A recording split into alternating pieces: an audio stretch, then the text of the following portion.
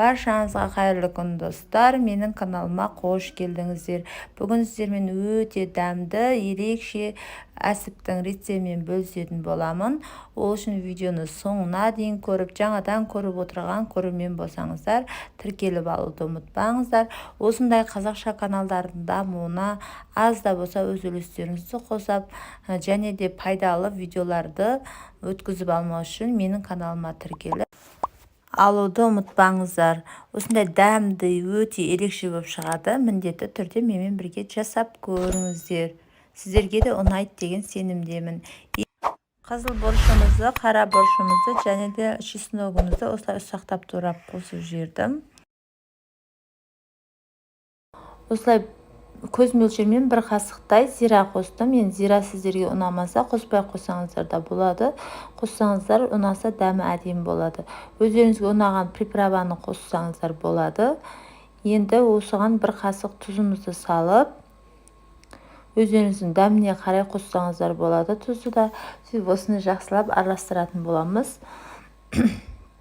Ет алғанда осындай өкпе, бауыр, жүректі ешкім жемейді. Өйстіп әсіп істеп берсеңіздер өте дәмді болады және де қалмайды. Бір бокал осылай бір су қостым. Мен судың орнына сүт қоссаңыздар да болады. Менде сүт болмаған екен, осылай су қостым, бірақ сумен де өте дәмді болып шықты. Енді өздеріңіз көріп тұрғандай күрішімді жуып салдым. Оны да көз мөлшерменен қостым. Өздеріңіз көріп тұрғандай пиязымды, бір пиязымды осылай ұсақтап турап, оны да қосып жібердім. Енді осыны жақсылап араластырамыз. Міндетті түрде жасап көріңіздер. Видео ұнаса лайк басып, комментария жазып, тіркелмесеңіздер тіркеліп, осындай қазақша каналдардың дамуына аз да болса өз үлестеріңізді қоса кетіңіздер. Енді осылай ішек қажет болады. Ішек менікі сиырдың ішегі. Осыны жақсылап жуып тазалап алдым.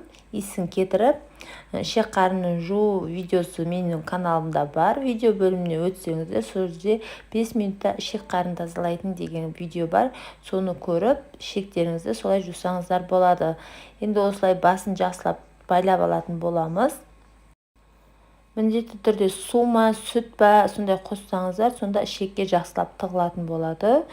Ал былайша тығылу қиын болады. Сол үшін суды или болмаса сүт қоссаңыздар да болады. Біреулер қан қосып жатады, малдың ыстық қаны деп. Оны көп адамдар жақтырмайды. Одан гөрі осылай су болмаса сүт қоссаңыздар болады.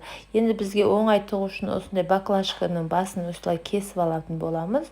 Және де тез тығылады. Сол үшін осылай біз ішектеріміздің ішіне осылай фаршымызды салатын боламыз. Ішінде ауа қалмау керек. Сол үшін осындай нығыздап тығыңыздар. Ішіне ауа қалдырмай. Сонда сіздердің әсіптеріңіз өте әдемі болып кесілетін болады. Және де іші де әдемі болады. Осылай ішектердің барлығын салып болдым. Осы аралықта енді жіппен байлайтын боламыз. Өздеріңіздің үлкендеу болса үлкендеу қылып, майдалау қылып істейміз десеңіздер, майдалау қылып осылай істесеңіздер болады. Мен екі түрлі әсіп жасадым. Моншақ әсіп және де әшейін тықтым. Моншақ әсібім осындай болды. Ал әшейін тыққанымды колбаса ұқсатып кесіп қоятын боламын. Өздеріңіз көріп отырғандай осындай әсіптерді тығып болдым. Осылай міндетті түрде ауасын осылай мұқият барлығының ауасын шығарып шығыңыздар. Сонда әсіптеріңіз жарылып кетпейді және піскен кезде де арасы әдемі болып пісетін болады. Кескенде де әдемі кесіледі. Осылай барлығына осылай ауасын шығарып шығыңыздар.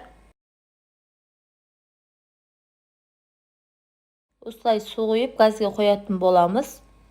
Қайнағанын күтеміз.